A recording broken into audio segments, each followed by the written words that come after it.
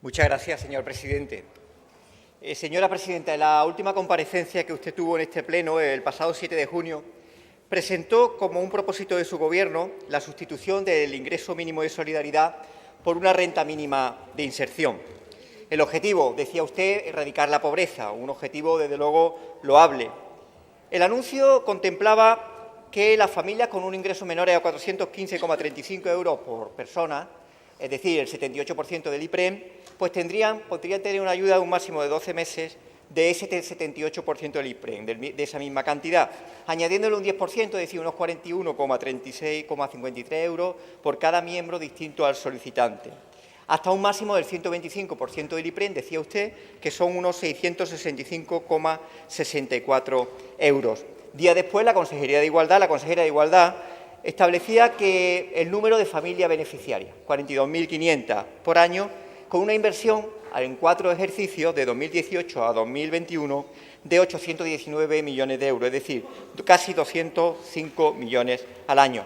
2 años después de una iniciativa legislativa popular que presentaron una plataforma de organizaciones, entre otras Comisiones Obreras, la Unión General de Trabajadores, la Red Andaluza contra la Pobreza y otras organizaciones, que nosotros saludamos y que el Gobierno rechazó, en ese rechazo anunció que al final del periodo de sesiones de 2016, en diciembre de 2016, ustedes habrían planteado la ley que supuestamente estaban trabajando y de la que no se sabe nada. Desde Izquierda Unida lo que queremos plantear en esta pregunta es concreción.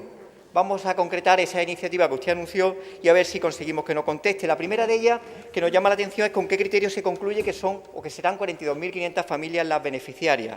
La segunda, por qué se establece un máximo del 125% del IPREM como ayuda, que supone, y usted lo sabe, que a partir del cuarto miembro de la unidad familiar ya no supone un aumento de ingresos para gente que está en una situación de extrema pobreza.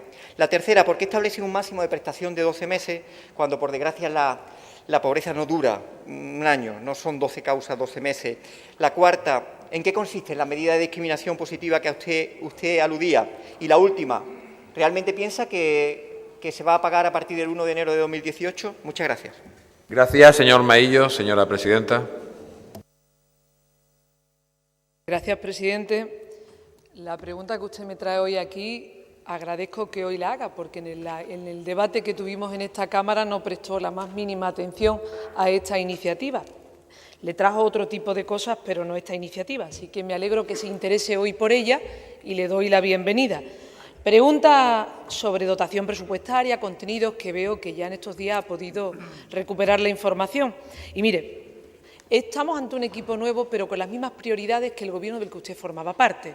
Es decir, nuestras prioridades son las mismas: la lucha contra la desigualdad, la educación pública, la sanidad pública, la dependencia y, por supuesto, el empleo digno y de calidad.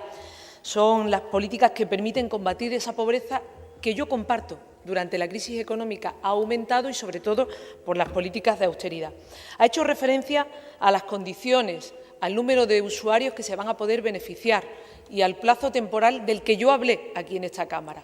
Serán más de 42.500 familias. ¿Cuántas? Lo verán los servicios sociales, en función de las condiciones y de las familias que lo reúnan. En segundo lugar, habla del periodo de 12 meses. Usted sabe perfectamente que después de 12 meses tendrá que volverse a evaluar las condiciones de las familias, si siguen estando en el umbral de la pobreza, en la exclusión social, o afortunadamente hayan podido reincorporarse al mercado laboral y tengan otro tipo de situación familiar.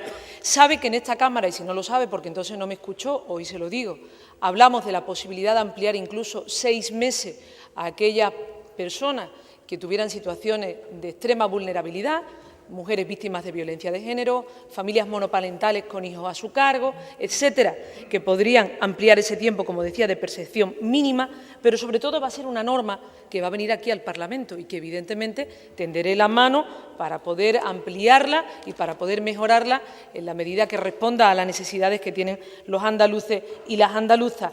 Y verá, mire, yo estoy convencida que iniciativas como esta, igual que en su momento la de 3 comidas al día, por la que algunos nos llamaron Etiopía a Andalucía, lo que garantizan es que cuando los ciudadanos en Andalucía o en cualquier rincón lo pasan mal, no es lo mismo que se gobierne desde la izquierda, un gobierno sensible y comprometido como este, que otro que dé la espalda a los ciudadanos. Muchas gracias. Gracias, señora presidenta.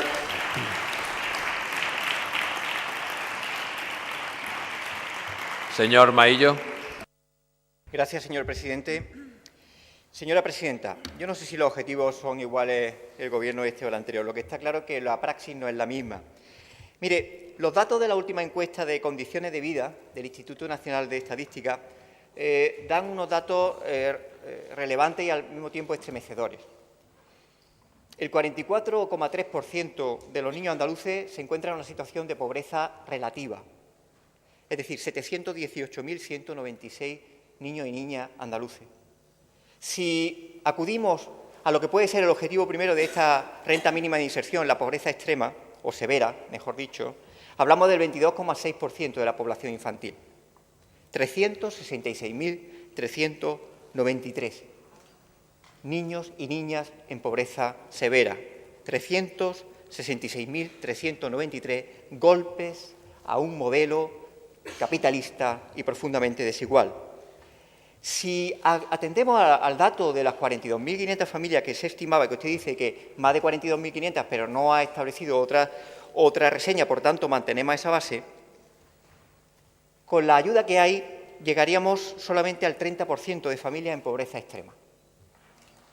Al 30% de familias de pobreza extrema. O lo que es lo mismo, el cálculo de 42.500 familias establecería que si hubiera que atender a todos los niños de pobreza severa, es que resulta que la media de familias andaluzas en pobreza severa estarían con 8 hijos por familia, lo cual no es real, como usted sabe. Es decir, no se van a atender a todas las familias de pobreza severa y no llega ni al 30%. La Fundación Save the Children, en su informe de desheredados, alertó del poco efecto que las transferencias sociales al hogar no contributivas hacían a la reducción de la pobreza infantil, un 0,7% en 2015. Es decir, es un dato revelador de la insuficiencia presupuestaria, pero eso en caso de que se lo gasten, claro, porque esa es otra. Y la reflexión que a nosotros nos hace este debate tan delicado, pero tan profundamente político y necesario, es que no vaya a ser que cambiemos el nombre pensando que así se resuelven las carencias de un modelo, el del ingreso mínimo de solidaridad, que ya el Defensor del Pueblo alertó de la necesidad de renovación. Hace muchos años, antes de la crisis, la recordada y querida portavoz de este grupo parlamentario de Izquierda Unida, Concha Caballero, atendía frente al Gobierno de entonces presidente Manuel Chávez al respecto de este asunto a varias consideraciones que son actuales ahora. La falta de agilidad en la tramitación del ingreso mínimo de solidaridad, y queremos saber si va a haber mecanismos de agilización administrativa que son tan necesarios. La dotación insuficiente, los límites temporales de la ayuda o los planes para evitar la cronificación. Y esto fue antes de la crisis.